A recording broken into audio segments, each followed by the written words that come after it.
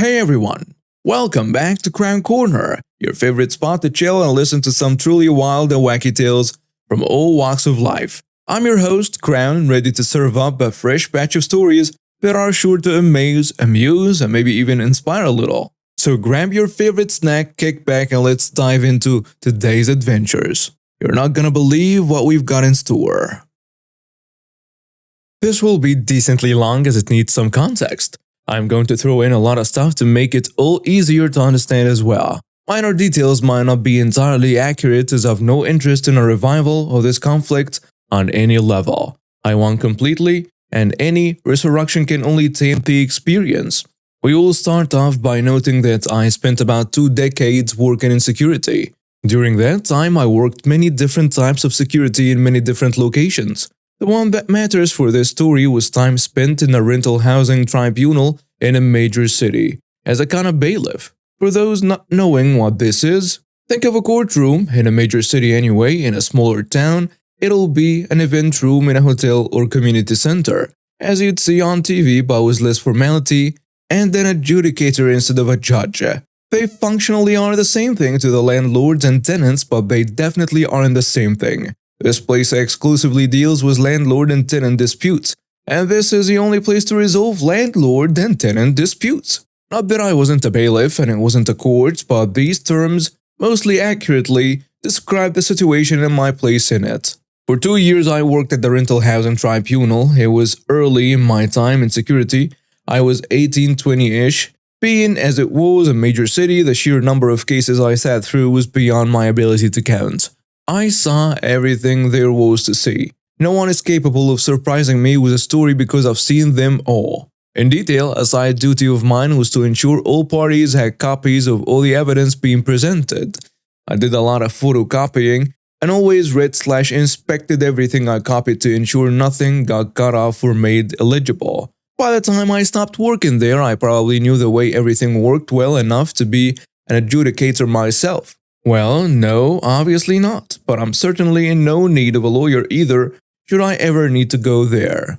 I also had intimate knowledge of how the system worked beyond the actual rules.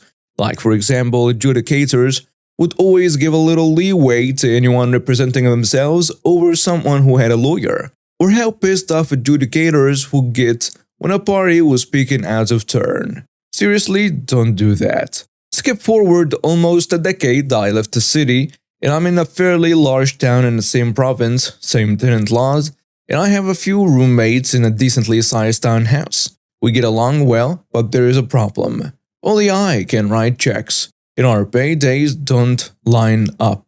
So I'm the one who pays the rent, and I usually can't do it on the first because roommates don't usually all pay in time. We advise the landlord we might be a day or two late, but we will always have it by the third at the latest.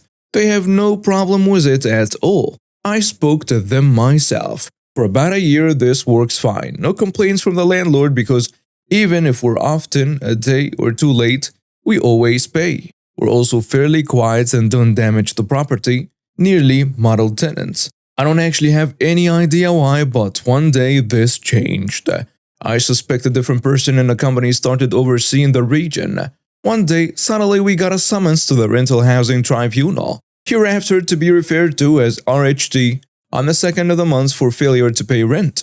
This doesn't actually lead to a case because we paid the same day, but now we have to pay the application fee the landlord paid in order to serve the summons. I whined to the neighbor who was also the superintendent and eventually heard back that their contract at the company was now demanding first of the month with no exceptions. Well, that really didn't work for us, so we probably had to pay that fee 15 to 20 times over the next 2 years. I could have gone to tribunal over it, but we were technically without a leg to stand on and I knew it. Maybe if I went enough times I can ding them for harassment, but I don't have time for that and my roommates don't care. After being split between us, all the fee wasn't enough deterrent to change our behavior, so we accepted it. If this was the only issue, there wouldn't be much story though. At around the same time, the rent leeway vanished. So did mandatory maintenance. I'm not going to list everything that went wrong and wasn't fixed. You'll get a decent idea at the end. We suffered through it. We were all working too many hours at low pay to be able to actually do anything about it, but we adapted. But after about 2 years it broke. Everyone but me up and moved out for various reasons within a 4 month period. I am not going into any details on my roommates at all because things kinda exploded for a couple different reasons outside of this. No reason to dig any of that up. I had been saving up a while. I was able to quit my job without having to immediately get another, so I suddenly had a lot of time. I didn't want to stay and pay the rent by myself or have to find new roommates I could live with.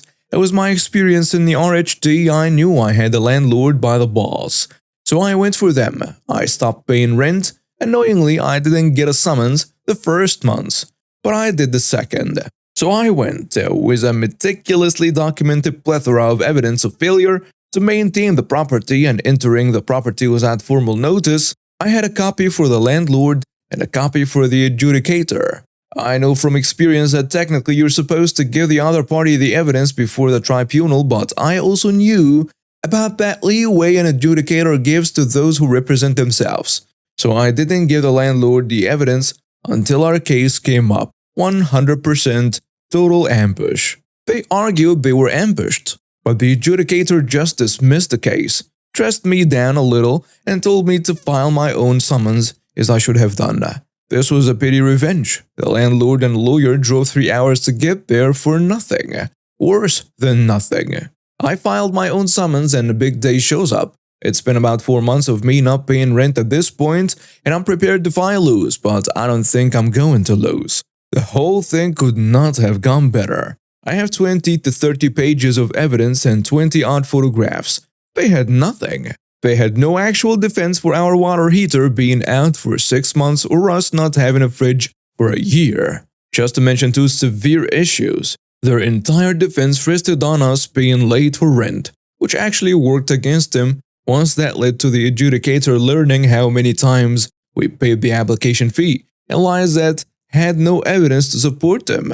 They even talked over me a few times, and I saw in his eyes that one time I opened my mouth to protest during their turn to speak, but forced myself to shut up with every gram of willpower I had, so only a squeak came out. The adjudicator respected me. He had no respect for the landlord though. I had won on every possible front. The only question was how much. It was more than I'd ever seen. I got 9 months of free rent, and the landlord was ordered to have everything fixed before the next month was over or I'd get more. I gave notice I was leaving at the end of the 8th month and left at the end of the 9th. Because the landlord had never renewed the lease, I didn't have to give him the 3 months notice the lease specified. If you want a figure to put to it, I basically got a $13,000 judgment in my favor, adjusted for inflation and rounded. I also made the landlord and lawyer drive 3 hours twice only to lose. The landlord's face was so red at the end I thought he'd have a heart attack. He didn't though. Bye bye Mark. Edit to clarify a few things based on questions. I also want to add, for those good landlords out there, I do feel you. My time in the RHT was eye-opening. For every bad landlord, there are easily 30 bad tenants. There is a massive debate to have over the whole thing. I'll only say this, I do sympathize with the good landlords out there. I'm not trying to paint all landlords as terrible. This is the only landlord I've ever had that was so useless. A few years ago, something strange happened. I needed surgery to remove kidney stones and they put in something called a JJ stent. The day came to get it taken out, and this happened in the waiting room of my surgeon's office, which is at the hospital where I work. I got to the doctor's office in the morning. It wasn't very crowded, just a few people there, and I checked in with a nurse and sat down. I was early, so I took out my laptop to do some work. My laptop is special. It's tough and has a privacy screen. Soon, I saw a little boy yelling at his mom because he was bored. He saw my laptop and ran over to me, asking to play a game.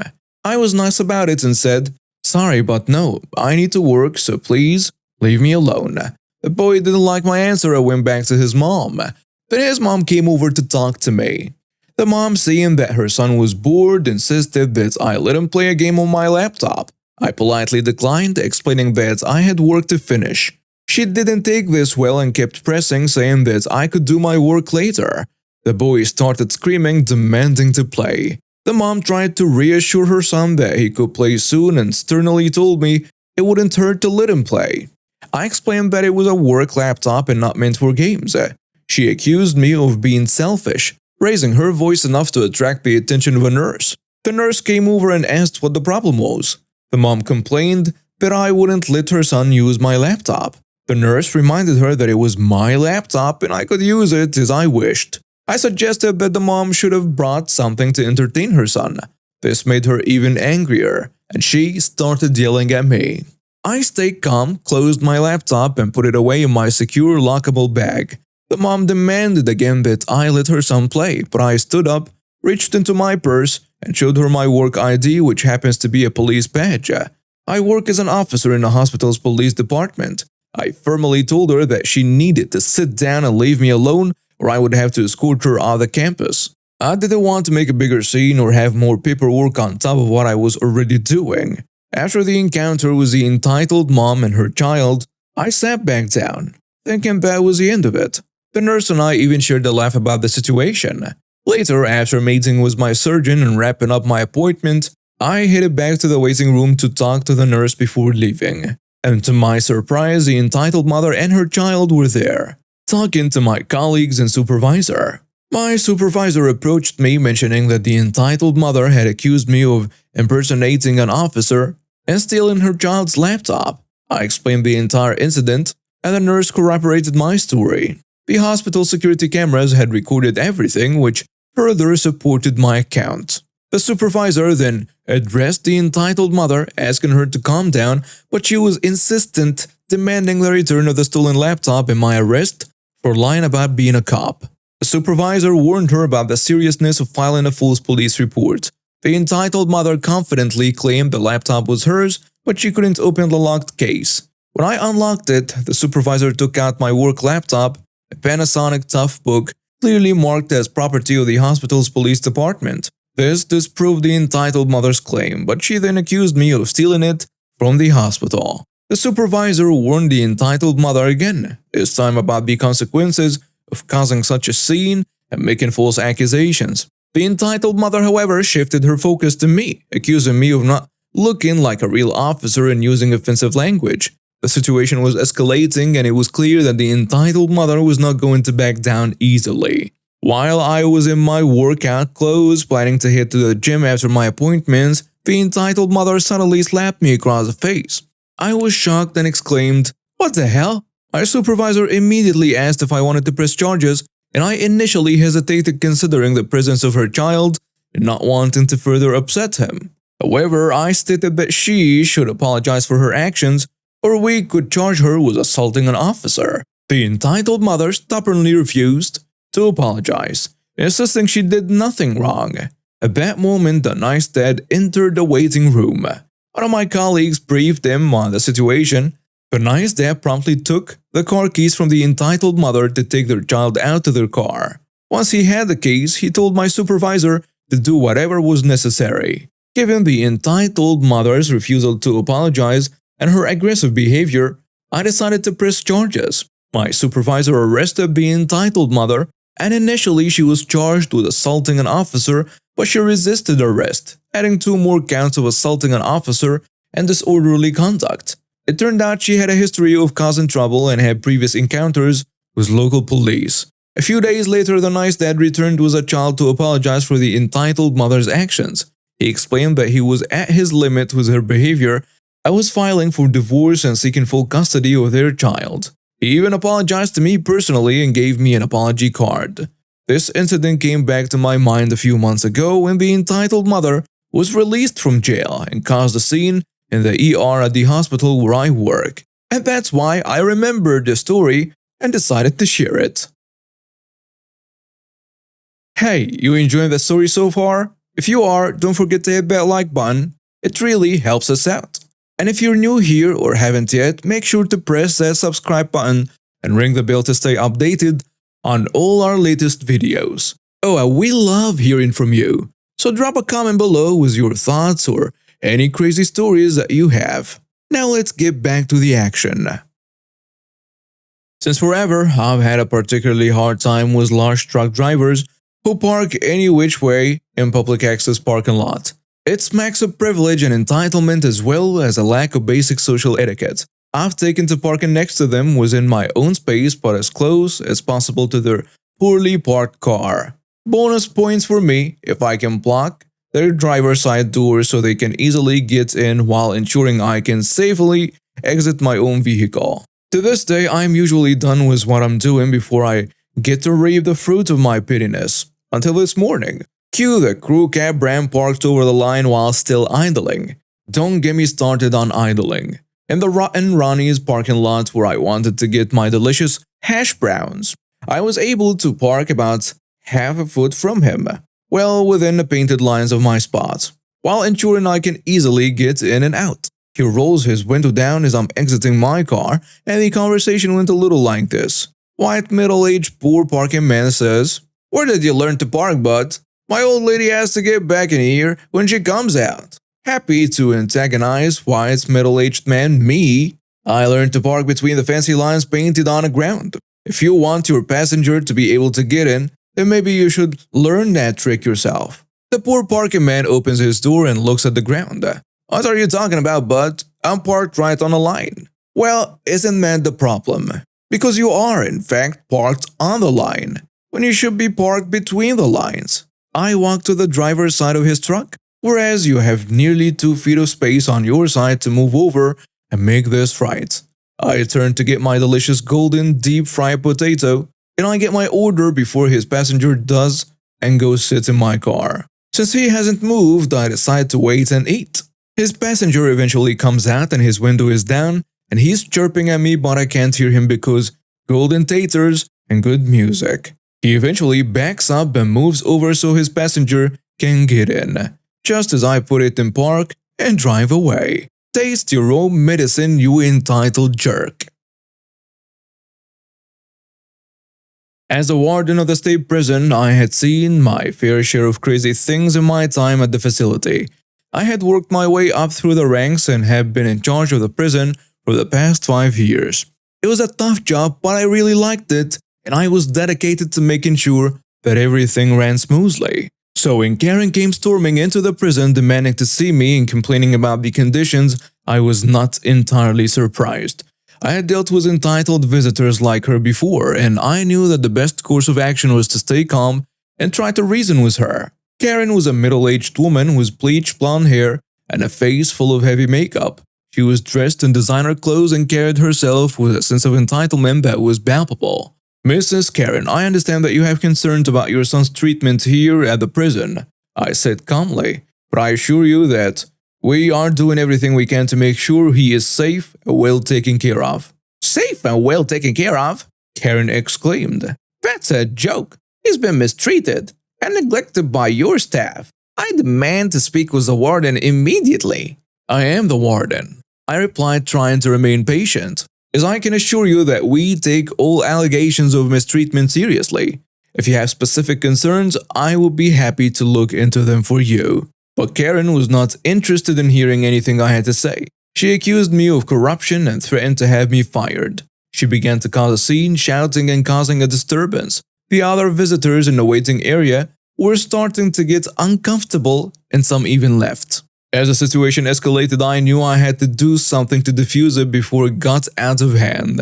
So I called in a few of my guards to escort Karen out of the prison. That's when Karen snapped. As she saw me reaching for the phone to call the guards, she picked up a stapler from my desk and threw it at me with full force. Fortunately, I was able to duck in time and stapler missed me. But Karen was not done yet. She continued to shout and threaten my staff as the guards escorted her out of the prison. "You'll all pay for how badly my son is being treated here," she yelled. "I'll make sure to show all of you for how you've mistreated him." It was a disturbing and unsettling threat, but we managed to get Karen out of the prison without further incident. Or so we thought. As one of the guards tried to take hold of Karen's arm, she reached out and tried to grab his gun from its holster. The guard was quick to react and managed to hold on to his weapon, But Karen was not giving up easily. She continued to struggle and shout as a guard pushed her face down onto the floor and handcuffed her. After the incident, an investigation was initiated and camera footage was pulled to determine what had happened. Based on the evidence, Karen was properly arrested and charged with attempted weapon theft and assault. She was sentenced to 2 years in prison for her crimes. I heard through the grapevine that Karen had not learned her lesson while serving her sentence. She continued to cause problems with her entitled attitude and ended up getting into a lot of trouble with the other inmates. It was a sad situation, but I knew that we couldn't allow that kind of behavior to continue. I just hoped that Karen would eventually learn from her mistakes and work on herself. And that's a wrap for today's episode of K-Korner. Thanks for hanging out with us and listening to these unbelievable stories. It's always a blast sharing them with you. Remember, life's a wild ride and you never know what's around the corner. So keep your eyes open and your spirits high. Until next time, this is Crown, signing off.